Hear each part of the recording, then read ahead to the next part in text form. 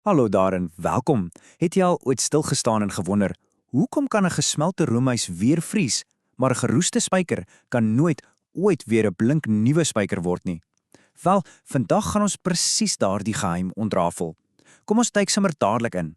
Goed, kyk 'n bietjie na hierdie twee prentjie. Aan die een kant, daai heerlike smeltende roomys en aan die ander kant, 'n ou motor wat duidelik al beter dae gesien het. Nou, een van hierdie veranderinge is tydelik. Jy kan dit ongedaan maak. Die ander een, wel, dis permanent. Het jy al 'n idee watter een is watter? Hou daai gedagte want ons gaan dit nou saam uitpleis.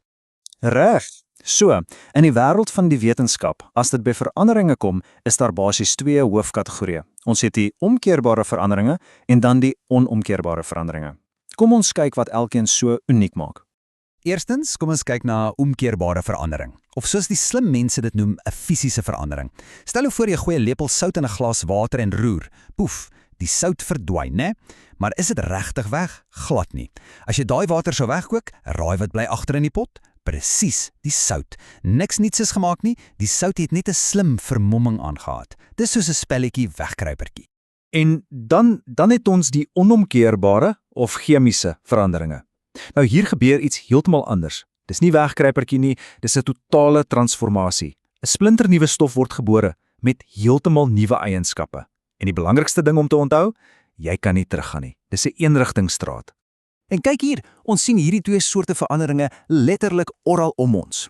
Aan die een kant, die chemiese veranderinge. Jy weet, hout wat brand en as word of 'n appel wat bruin raak. En ja, ons hoofkarakter roes. Al daai prosesse skep iets nuuts. En aan die ander kant, die fisiese veranderinge, ys wat smelt en weer water word of papier wat jy skeur. Sien jy die verskil? Die materiaal self bly presies dieselfde, net wel in 'n ander vorm. Goed, kom ons zoom nou 'n bietjie in op een van die bekendste en mees vernielsigtige voorbeelde van 'n onomkeerbare verandering. 'n Stille vyand wat ons almal al gesien het, die roesmonster. So, wat presies is hierdie roesmonster? Hier's die amptelike definisie. Die sleutelwoorde hier is vorm op die oppervlak. Dit beteken dis nie meer net yster nie. Dis 'n heeltemal nuwe ding wat geskep is deur 'n chemiese reaksie. Om hierdie roesmonster te laat verskyn, het jy 'n spesifieke resep nodig. 'n Resep met 3 hoofbestanddele. Wat dink jy is dit? Kom ons sê jy los jou fiets buite in die reën. Watter 3 dinge werk saam om daai roes te maak? En hier is hulle, die beroemde roesdriehoek. Jy het natuurlik yster nodig. Dan het jy suurstof nodig, ja, die einste goed wat ons inasem. En laastens, water. En hier is die geheim. Haal net een van hierdie 3 uit die prentjie en die roesmonster se partytjie is verby. Hy kan eenvoudig nie vorm nie. Het jy al ooit gewonder hoekom karre en hekke naby die see so vinnig roes? Wel, soutwater is soos 'n super-energiedrankie vir daai chemiese reaksie. Dis soos om petrol op 'n vuur te gooi. Dit laat die hele roesproses in oordryf gaan.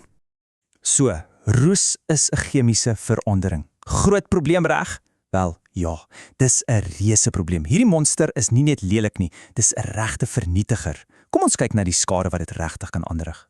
Hierdie vergelyking sê alles. Aan die een kant het jy sterk, betroubare yster waarmee ons wolkekrabbers en brood bou. Maar wanneer die roesmonster oorneem, word daardie sterk yster verander in 'n swak, krommelerige gemors. En hier's die regte skop. Roes neem meer spasie op as die oorspronklike yster. Dit swel op en druk alles letterlik uitmekaar uit. 1983.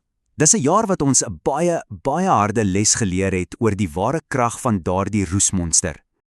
Dis 'n skokkende maar ware verhaal. 'n Massiewe gedeelte van 'n brug in Amerika het een nag net ineengestort en die skuldige, roes. Wat gebeur het is dat water oor jare ingesypel het en daai opblaaseffek van die roes het met soveel krag gedruk dat dit 'n hele stuk van die brug reg van sy fondasie afgestoot het. Dit wys jou net, hier is nie 'n grap nie. So, nou dat ons die vyand ken, is hierdie goeie nuus. Ons is nie magteloos nie. Ons het eintlik 'n paar baie slim taktieke om terug te veg en daardie roesdriehoek te breek. Hier is ons 3-stap aanvalsplan. Eerstens, ons kan 'n skild bou. Tweedens, ons kan 'n slim lyfwag huur. En derdens, ons kan metale gebruik wat hulle eie ingeboude superkragte het. Kom ons kyk vinnig na elkeen. Die eenvoudigste plan van almal, bou 'n muur. Onthou die roesdriehoek het water en suurstof nodig. Wel, deur 'n laag verf, olie of selfs plastiek oor die yster te sit, bou ons 'n letterlike kragveld wat die water en suurstof uithou. Geen toegang vir hulle nie, geen roes nie. Dis so eenvoudig soos dit. Nou hierdie metode is briljant. Galvanisering is soos om 'n dapper lyfwag vir jou staal te huur. Ons bedek die staal met 'n laagie sink. En sink is so 'n goeie lyfwag, dit sê basies, hey roes, as jy moeilikheid soek, kom na my toe eerste. Die sink offer homself dus, dit korrodeer eerste, om die baie belangriker staal daaronder te beskerm. Hoe cool is dit nie?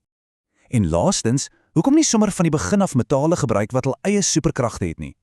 Vlekvrye staal en aluminium is soos die superhelde van die metaalwêreld. Hulle vorm van self 'n onsigbare, superdun, maar ongelooflik sterk laagie op hul oppervlak wat die roesmonster dadelik blokkeer. So, as ons alles nou bymekaar bring, onthou, hierdie is nie net droë wetenskap in 'n handboek nie. Dis die storie van die wêreld reg rondom jou en jy is nou 'n opgeleide veranderingspeerder. So, die een groot idee wat jy vandag moet onthou is hierdie. 'n Fisiese verandering, soos ys wat smelt, is net 'n kostuumverandering. Jy het nog steeds presies dieselfde stof. Maar 'n chemiese verandering, soos roes, is 'n totale permanente transformasie. Jy kry iets heeltemal nuuts. En hier is my uitdaging aan jou. Vir die res van die dag, hou jou oë oop. Wees 'n veranderingspeerder. Kyk na die eier wat jy braai, die kers wat brand, die geroeste hek in die park en vra jouself af, is hierdie omkeerbaar of is dit onomkeerbaar?